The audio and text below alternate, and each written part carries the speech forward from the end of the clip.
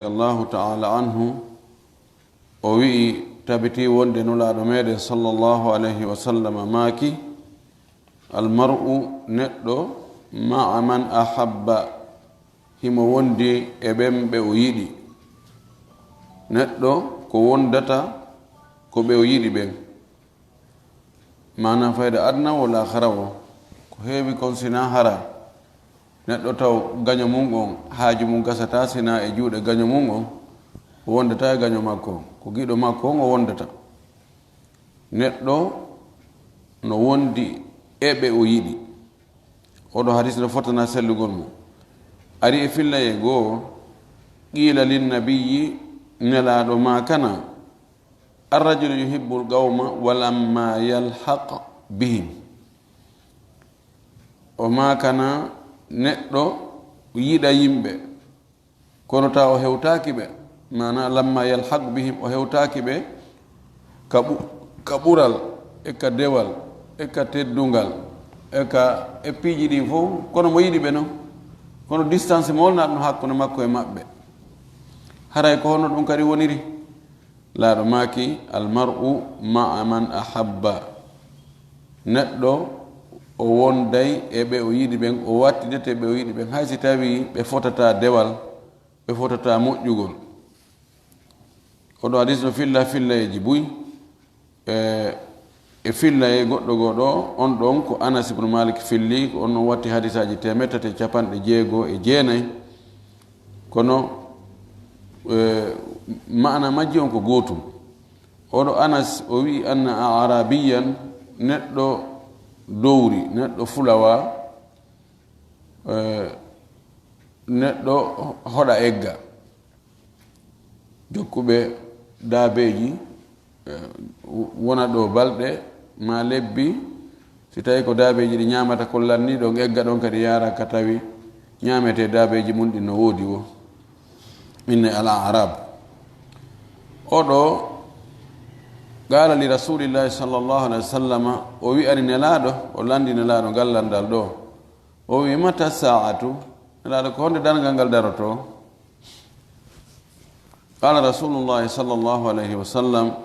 nulaɗo allah on jaabimo o maaki ma a'adatta laha, ko honɗum heɓananiɗa ngal dargal. o landike nelaɗo ko nelaɗo anda, nelaɗo kadi landike mo goɗɗum, o jaaborimo landal ngal landal. ko honɗum heɓlaniɗa dargal ngal landagol tun ene ko honde dargal daroto, ene ko honde hoɓɓe ɓen arata, ene ko honde hunde kaari waɗata, tawa préparake hay fus. o wi ko honɗum heɓlaniɗa dargal ngal. qala o wi'i komi heɓlani dargal ngal hubbullahi wa rasulihi,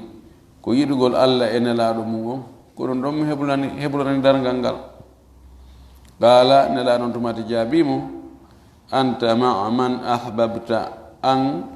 a wonday e ɓe yiɗuɗa ɓen, mi mana ka dargal a wondoyay e ɓe yiɗnoɗa ɓen ka aduna. muttafaqun alayhi.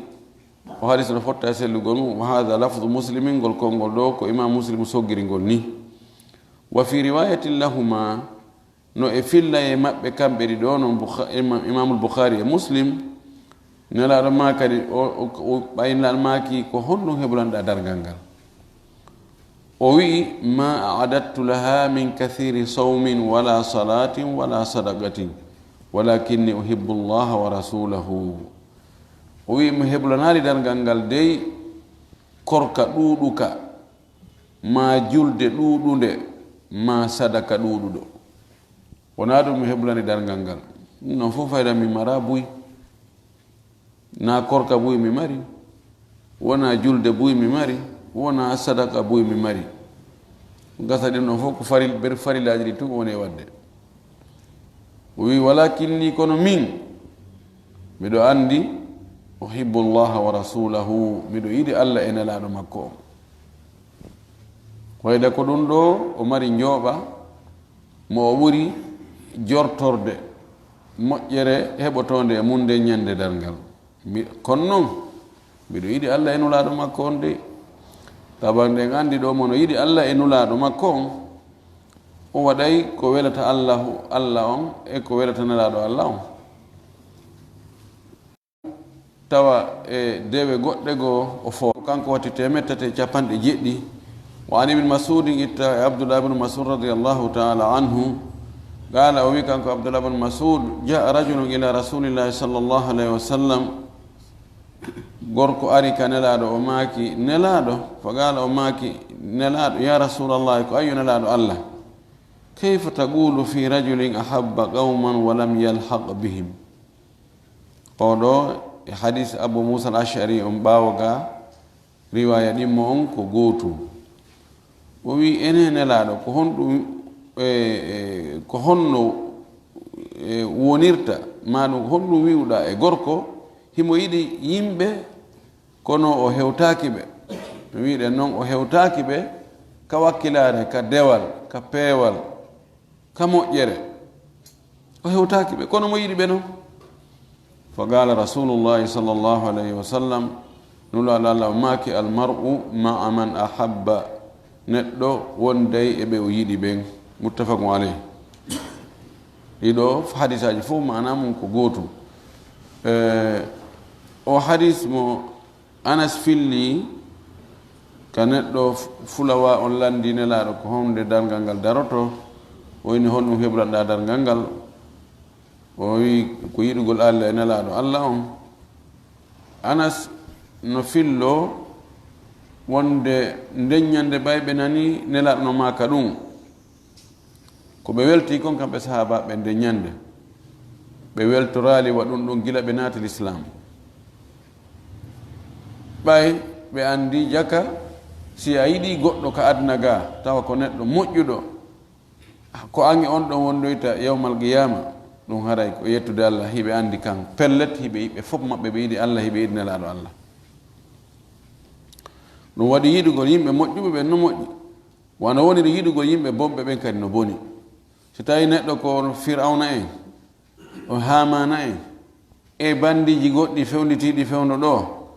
yeddoɓe allah yamira yo allah yedde waɗa shariaji yeddirɗi allah tawi on tigi ko ɓen ɗon on tigi yiɗi ko ɓen o bakkodiri e mum ko ɓen o dogata ɓaawa muɗum ko ɓen o defandata haray o ala jam mo yimindinnoyama ɓe yawmal qiyama he haray moƴƴanali mo oɗo hadis heɗɗo ɗo kanko watti temetate capanɗe jeɗɗi e goho وعن أبي هريرة رضي الله تعالى عنه عن النبي صلى الله عليه وسلم قال اتما أبو هريرة ويتر لا دون لا ماكي الناس معادن كمعادن الذهب والفضة ويم بين كو نوائي و كو كيجي ما جولة إريد معادن جنب معدن كو jawle ko allah tagi ka nder leydi o iri ɗum ko maadin asete ɗum yaltine kanŋe no tawa e mum kaalisi tafete ɗon jaman uranium e pétrole ɗin piiji fof tawata ko ka leydi dembi nder ton adana mitta ko e adana ko dembugol fendo wona nokku gootu o yimɓe ɓen no waywa ko waywa jawle aseteɗe yaltine ka leydi ɗe ɗum woni ka maadini dahabi wal fiddati no waywa no ogirɗe kanŋe e ogirɗe kaalis ani no waywa ko jawle aseteɗe irteɗen yimɓen ko noon wayi jawle aseteɗe irteɗen no ɓurdi ani jaman e kaalisi tafete ɗon ma sila ɗum na gootum no ɓurdi moƴƴi a tawa ɗum ɗa kilo ɗum ɗa garamji ɗiɗi ɗum ɗa no ɓuri kilo ɗum ɗa bal no ɓuri hay kiloji 10 ɗum ɗa o yimɓe kadi ko noon wayi khiyaruhum suɓaɓe maɓɓe ɓen e ɓe yimɓe fil jahiliyati ka majjiyanko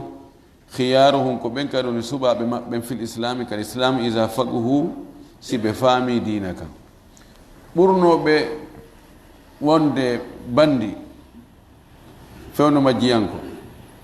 tawi no kelɗi no gurɗi no haɓal islam no jogii batte no jogii konngol no jogii décision no jogii wakkilare ka yaari wo fof ɗon fof soƴay woyu ɓe ari ha kaari no tawa e maɓɓe awa hande e gaynaali ɓeeɗo wawɓe noon ɓen si ɓe naati ka l'islam kadi ko noon ɓe nafita l'islam laaru an omar ibnu khatab khalid ibnu walid en hamsa en e waɓe no ɓen wayi fewndo ko ɓe wonno majjiyanko hari ko mooleteɓe ko sa haynike ɓe tun a julɗo ko ya ɗaɓɓu laawol goo ka rewa seeɗa andi ɓe no waywa bulldozer kadi rewi oɗo ngo ndaata e nder kono ɓayɓe naati ka l'islam ɓe faami wonan l'islam ɓantal laaɗo ma kono allah sembinir l'islam on gooto e umaru ɓen ɗiɗo allah waɗi ɗum tawi ɓayɓe naati ka l'islam tawi hannde kadi l'islam o wela yawade hannde kadi wiyatake koye en anndi ko noon wayi ay ɗo ka sunna ɗo ɓay woɓɓe goo naati e muɗum tawi hannde kadi wigol a koye ka yiɗa woyi koye ɗumanno koye ka yiɗa o tawi koye on hannde kadi ngol konngol ɗon wawata yaltude hannde kadi tawi ko imma naata ma fanka donc ko noon yimɓe ɓen wayi yani marɓe batte mari doole mari kata yagal aɗa naatugol ka l'islam si ɓe naati ka l'islam ɓe faami kadi ko noon haray ko ɓe jogii nafoore ani no woodi woɓɓe goo fayda kala ka ɓe woni batte ala ko taafutu fewndo ado l'islam ko ɓe wonno jahiliya ɓe lorrano hay goto ɓe ɓokka si ɓe naati ka l'islam kadi fayda haray ko noon hay hunde habbortake si ala ɗon hattatake kono noon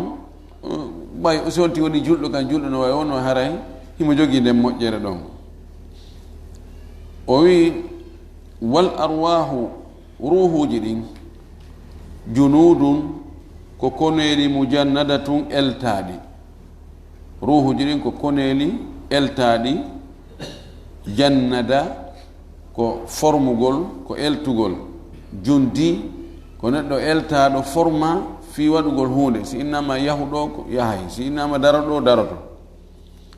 o wi ruhuji ɗin kadi ruhuji yimɓe ko non wayi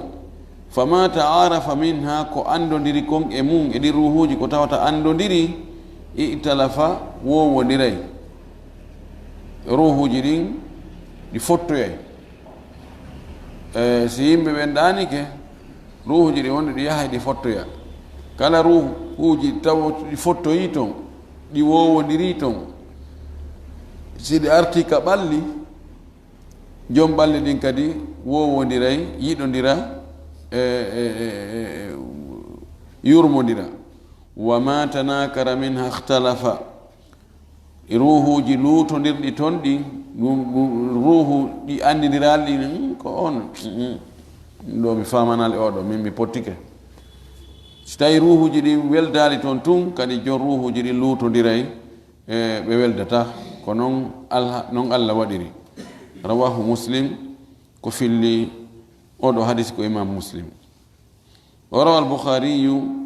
qawlahu al-arwahu ilah min riwayati aisha radiallahu anha imam al-bukhari no filli kono ko ɓorde konngol ka wi'a ɗo al-arwahu junudun mujannadatu fama ta'arafa minha italafa wama tanakara minha ikhtalafa imam al-bukhari no filli o parti ɗo o makta ɗo kono wona e abu hurayra o ittimo kanko on ɗon ko o ittimo ko enen men aisha radiallahu taala anha no wawi so tawi ko hadisaji ɗiɗi abu hurayra filli kañum ɓeydi ka ara num filla e makko no ɓeydi ɗon annasu maadinu ka maadini dhahabi wal fiddati khiyarun fi ljahiliyati khiyarun fi lislam ida faguhu o ƴettiro noon o ɓeyditi e hoore ka wal arwahu junudu mujannadatu fama taarafa minha italafa wama tanakara minha ikhtalafa amma imam boukhari kanko o raɓɓiɗinni tum ɓorde wal arwahu o yittirɗo enene men aicha radiallahu taala anha gasa nelaɗo filli maako hadise on nokkel ɗiɗi o maaki hadise on ka o ɓuri timmude ɗon tawi abu hurayra no tawa o filli o fopp makko gasa aroy beru wal arwahu junudu mujannadatu berɗum ɗon ila sallah sallama maakoye ɗum ɗon andingol wonde yimɓe ɓen ɗo ɓalli ɗin ko jokki ko ruhuji ɗin kala ruhuji ɗi tawata no weldi jon ruhuji ɗin ɓalli maɓɓe ɗin welday kada ruhuji tawata ɗi welda aray yimɓe jeyɓe ruhuji ɓen kadi ɓe weldata gasa ɗum ɗon laaɗo maaki sallah sallam maaki ɗum ɗon feere nene men aicha nani ɗum ɗon o hadise ɗo on ɗo sakkitoɗo janngude hannde kanko watti 372 wa an usayr ibni amrin wa yugal ibnu jabirin ittama e oɗo usayr ibnu amr no wi'a ko usayr ibnu jabir wa huwa bi dammi alhamzati wa fathi sini almuhmala usayr hamza on ko waɗaɗo tural siñiije ɗen ko waɗaɗe masal dow fatha sin on ko ɓina assin muhmala sin mo toɓɓaka fes yani usayr ibnu amrin ko noon o masirani en ɗo gaala o wi'i kanko usayr kana umar ibnu lkhatab radiallahu taala anhu umar ibnu lkhatab radiallahu anhu wonino ida ata alayhi amdadu ahli lyaman si tawi ari e makko renfort amdad ko renfort ko wallitotoɓe ma ko wallitorte inna madad si tawi khalifa on naɓi woɓɓe fi waggol gere ɓe hato jini noon e ko wallitorte sowa ko ñamete ma ko worɓe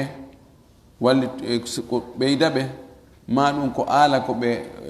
haɓira ɗum ko iwtiri ɓaawa ɗon ko wiyete ko madad arsala ilayhim madadan jamu mum ko amdad kono si tawi joni ko iwata ka province ji kon ma ka région ji kon ara ka capital ka central laamu ngun gouverneur ɓe ɓen ko ittata toon wano impôt ji ko ittata toon wano taxi ji addane laamu ngun laamu central mu ngun ɗum kadi ko wiyete ko madad yani ɓe tambitike ɓe ɓeyditi omar si tawino iwino e makko e ma arino ka makko ɗon iwɓe yaman renfort iwri toon kala jama ko iwri toon salam o landotoɓe a fii kum uwaysu bnu amirin ene onon iwruɓe yaman ɗo o jama onon délégation iwɓe yaman ɓen no e moɗon o wiyeteɗo uways bnu amir wonde ɓeyno oye min alda e amen ɗo on ala e amen ɗo o landori noon hatta ata ala uwaysin ha o ari e uways ha ñande goo délégation arɗo o landi ene haray wi'eteɗo uways ibnu amirin no jeeya e moɗon on tumati on wi'i hi ma ɓe inni hi no jeeya amen nde goɗɗo ga no wiye uways ibnu amir ko kanko jooɗiɗa ma kanko woni ɗa fa gala lahu on tumati omar wi'imo anta uways ibnu amir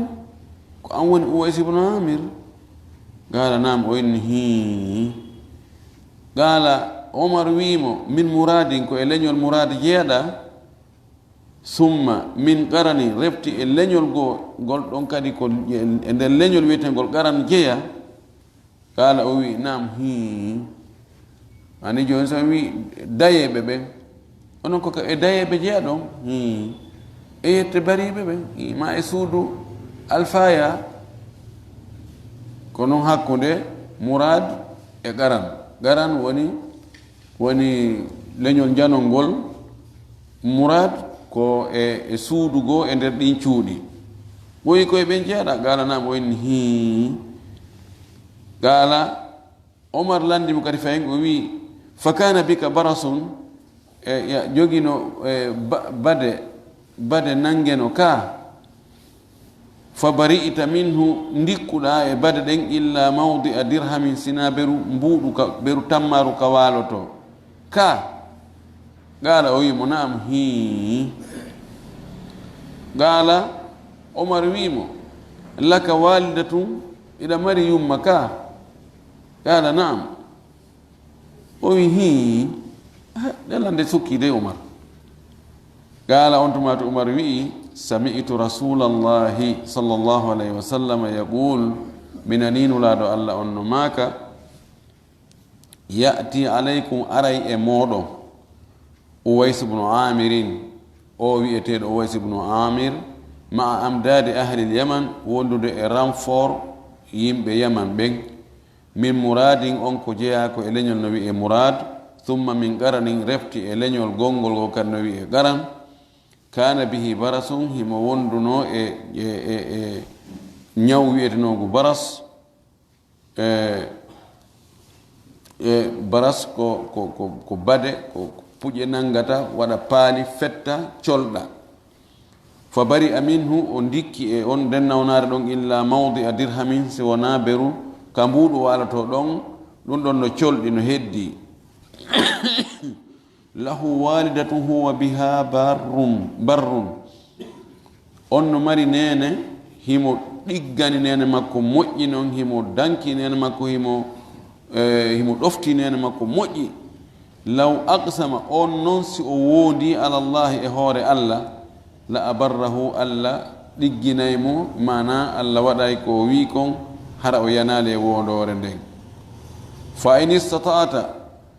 nelaɗo maki umar si a taganama si a heeɓi feere an yastahfira laka nde o insinantoma o tarantoma allah yo allah yaafoma fafal waɗu o wimo on tumati fastahfir li toralan allah yo allah yaafola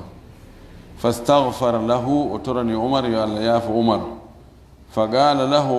umar wimo ayna turidu ko honto fokkutuɗa honto falɗa yaade qala uwais wimo alkufa koye leydi no wiye kuufa ɗum ko leydi irak qala umar wi ala aktubu laka ila amiliha accata mi windana ɗo lettre recommandation e wonɗo hoore ton on amilu ha yani ko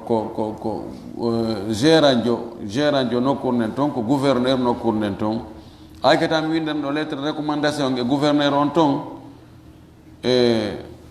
yo teddine yo werne yo dankoma qala on tumata uwais wi akunu mi wona fi ghubara innasi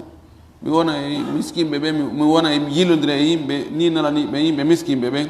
ahabbu ilayya ko ɗum mi ɓuri yiɗude edi mi ƴettugol ɗo lettre khalifa on ɗo mi naɓana gouverneur o mi fi am ɓantoye to mi awa ko kaarini awa oɗo do haray ko khalifa on imminimo e meɗen o wi ko ɗum ɗaɓuranimi falamma kana min al'ami almuqbili hajja rajulu min ashrafihim sanga wonno noon hitande hedde ɗon nden goɗɗo go e yimɓe tedduɓe kuufa ɓen ari hajju fa wafaga umara o fotti noon e umar fa sa'alahu an uwaisin umar landimo ene goɗɗo no yahi toon rowani wiyeten uwais ibnu amir ko honno accirɗamo ko honno o woniri toon fa qala o wi taraktuhu mi accu on ɗon rathal bayti ko jogiiɗo suudu hindu yani rathal bayt ko wonɗo e cuhum kikkum galilal matayi fanɗuɗo propatiji koyete ko fanɗuɗo miran hoy fanɗuɗo ko mari fanɗuɗo biyenji mata ko pihoy gollitirkoy yani ko mara hay fus qala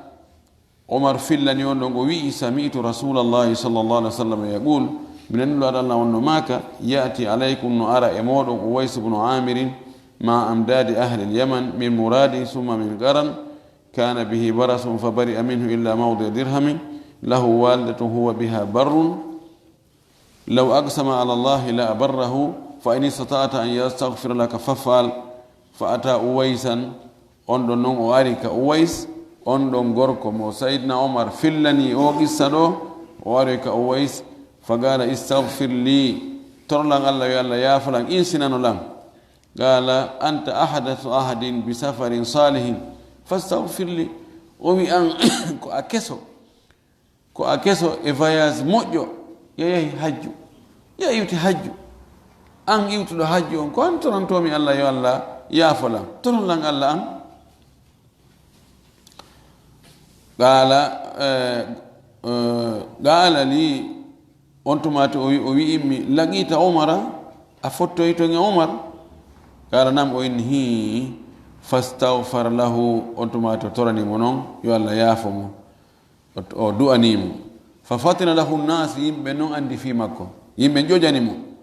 ba yimɓe andi fi makko fof noon hande kadi woni mo ɓe no iwrano ko ɓe may ka owaysi mbeɗen yaade ka owaysi ɓe torano men allah mbeɗen yaade ɓe torano men allah yimɓe ɓanti fi makko ɗumani on tumati fantalaga ala wajhihi o suuɗi o yahi jokki lawol makko o muti fantalaga ala wajhihi o ɗaɓɓi ka o yara tawi o falaka hande kadi gin teddugiɗo nde himbiri giguire ani si innama ɓen ɗon ɓen du'amum no jaabo sa heɗon ko toriɗa allah o ko ɓe toranima allah o e haray haaju haray yimɓe no faala yo haajuji mo hunto ɓe falaka hawrin kamɓe toragol allah hakke ko ɓe huuti hoore maɓɓe ɓe faala kadi fayda waggol ko welata allah ko wi heɓugol tun ko intérêt ji ɗin tun ko wawa torane men allah awa du'ane men awa to waɗane men hunde kadi awa do ko onon men yakitode ko onon men ɗuman yaahi an kadi toro allah ɓawo andi ɗum o muti rawahu muslimun ko filli oɗo hadis ko imam muslim ay ko qissa on o lannaali taw inchallah gayni temmo janngo wa akhiru dawana alhamdulillah rabbil alamin wa sallallahu wa sallam wa baraka ala nabiyyihi al amin